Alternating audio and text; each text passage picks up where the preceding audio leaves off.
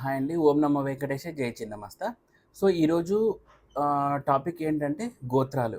చాలామంది కొంతమందికి గోత్రాల విషయంలో కొంచెం కన్‌ఫ్యూజింగ్‌గా ఉంటుంది.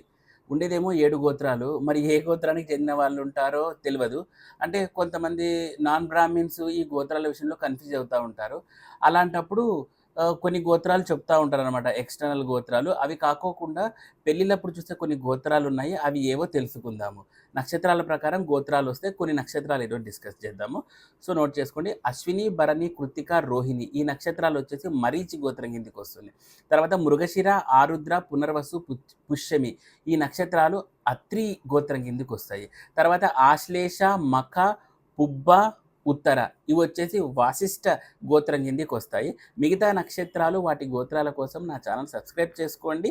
వీడియోలు అప్లోడ్ చేస్తూ ఉంటాను. థ్యాంక్స్ ఫర్ వాచింగ్ అండి. షేర్ చేయండి, లైక్ చేయండి, కామెంట్ చేయండి. Thank you.